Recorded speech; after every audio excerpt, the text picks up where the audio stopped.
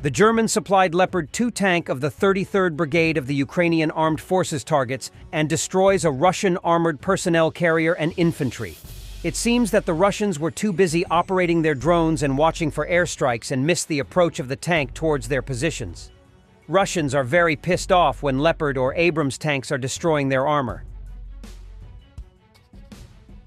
Currently, the ratio of artillery shots between Ukraine and the Russian invasion army at the front is approximately 1-2. Lieutenant General Ivan Havrilyuk, First Deputy Minister of Defense, reported this in a Blitz interview with RBC Ukraine. He also explained what factors he believes this is due to. The Lieutenant General noted that at the beginning of this year, the ratio of artillery shots fired by Ukrainian and occupation forces was 1-7, 1-8, and even more in some months. As of early summer, the ratio was 1-3. As of the fall of 2024, this ratio is approximately 1-2. According to the Deputy Minister, the Ukrainian Defense Forces' successful targeting of the Russian Army's ammunition depots played a role in this. Russians have virtually no restrictions on the use of artillery ammunition. They spent a huge amount of shells, tanks, and soldiers. However, it is not only the quantitative ratio of ammunition, particularly artillery shells, that plays an important role, Havrilyuk noted. He also believes that the result is greatly influenced by the personnel's training, their combat experience, and the tactical and technical characteristics of artillery systems. Western systems are more accurate and long-range. As a result, we destroy targets using fewer shells, the Lieutenant General stated. New footage from RDK now shows not one but two paired TM-62 mines thrown into the main building of the Vovchansk aggregate plant, where encircled Russian servicemen were taking cover during the September battle.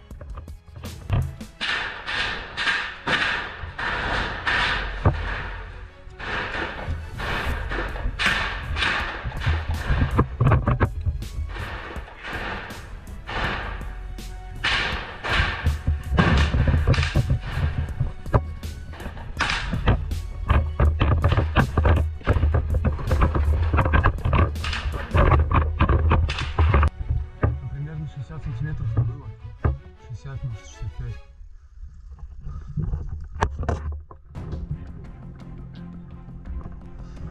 Там где-то 60-65 сантиметров было. На скидку!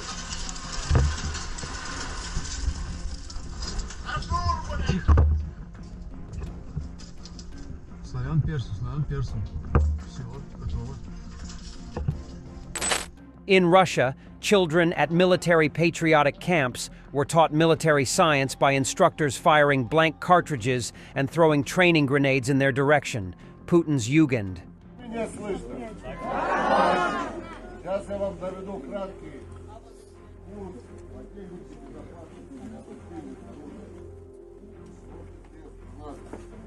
Все знают, как действовать, когда прилетает в вас граната.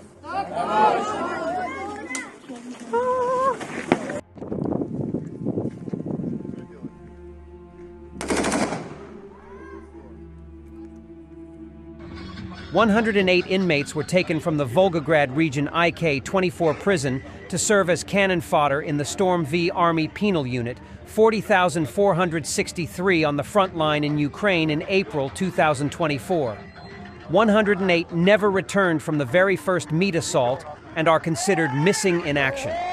Russians seem to have started buying Chinese cars in a disassembled form. Now, if anything goes wrong, the manufacturers will say it was assembled wrongly.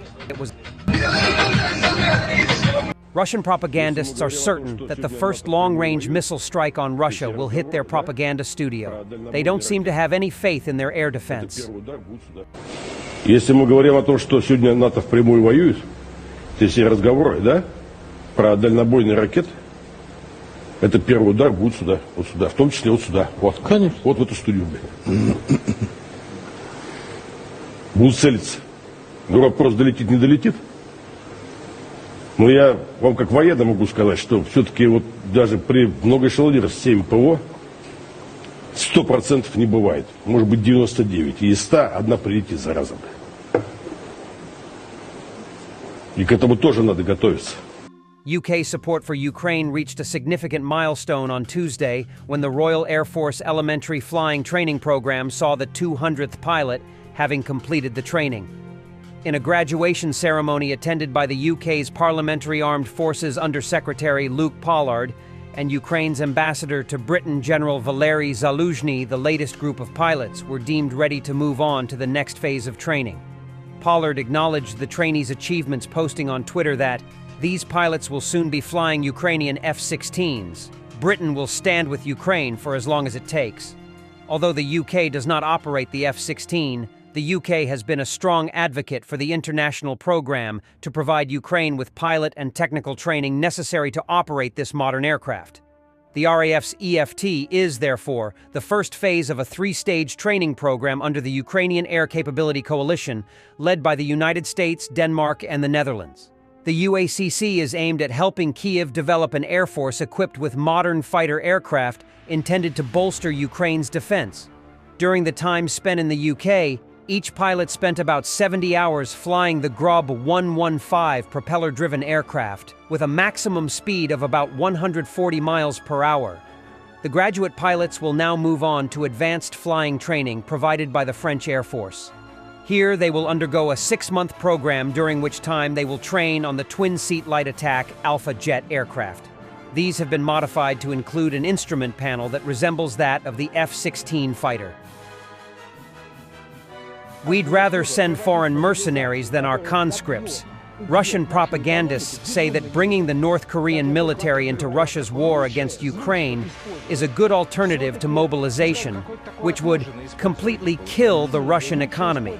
У нас будет выбор проводить мобилизацию, которая убьет нашу экономику, безумно невыгодно. Даже я только об этом говорю. У нас такой рост сейчас из-за этого. Лучше использовать. Все-таки, скажем, какое-то такое отложенное использование получается. Тем не менее, лучше использовать чужие наемные войска. Мы можем оказаться не в том положении, что нам придется выбирать. Понимаете как? А если выбор ставить туда наших необстрелянных призывников 18-летних или северокорейцев, так. а если вдруг попрут снова украинцы, как в Курской области, вот что вам будет легче? Наши ребята 18-летние или северокорейцы, вот это, давайте мы сейчас сделаем который там набирает